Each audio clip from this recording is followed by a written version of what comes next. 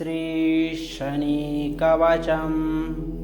नारद उवाच शृणु सुव्रतवाक्यामि शरीके विघ्ननाशनं कवचं सर्वसिद्ध्यर्थं पठस्व प्रयतः शनिं। शनि उवाच श्रीगणेशाय नमः। अस्य श्रीशनैश्चक्रकवचस्तोत्रमन्त्रस्य कश्यपऋषिः अनुष्टुप्छन्दः शनैश्चरे देवता संबीजं मम शक्तिः संकिलाकं शनैश्चरप्रीत्यर्थं कवचपठे विधियोगः। करन्यास। ॐ स्वं अंगुष्ठाभ्यां नमः। ॐ मम तर्जनीभ्यां नमः। ॐ स्वं मध्यमाभ्यां नमः। ॐ स्वं अनामिकाभ्यां नमः। ॐ मम कनिष्ठिकाभ्यां नमः। ॐ स्वं करतलकरकुष्ठाभ्यां नमः। अङ्गन्यास। ॐ स्वं हृदयाय नमः।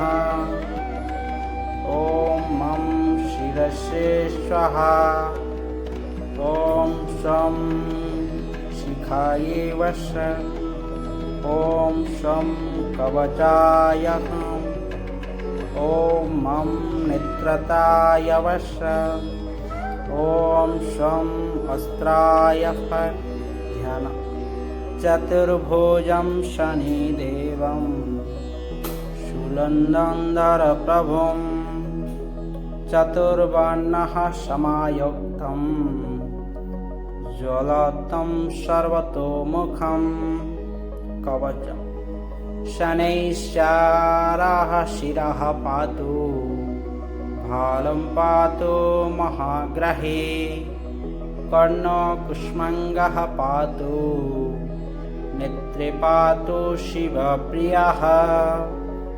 नासम्बे पातु नन्दिः मुखं पातु सुरेश्वरः।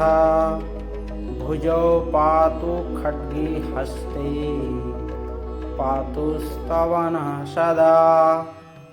हृदयं पातु छायासु कुक्षिपत्वास्ति विभवा। नाभिं पातु सुरश्रेष्ठः मणिः पातु ग्रहाधिपः। जङ्घे पातु जनेशस्य पादो भक्तः प्रियः सदा। अन्धकूपे च सम्प्राप्ते राजा पातु शनैश्चरः। राणेयाजे च सम्प्राप्ते सूर्यपुत्रेभिरक्षतु।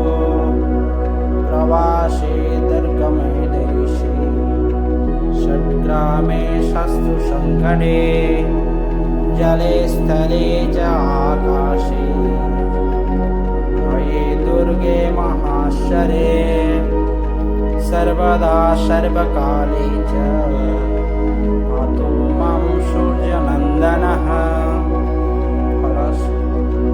इदं कवचमज्ञात्वा यः पठे मानवः गुणं तेन पीडयति राजा शूरसर्पेण संशयः। इति श्रीशनैः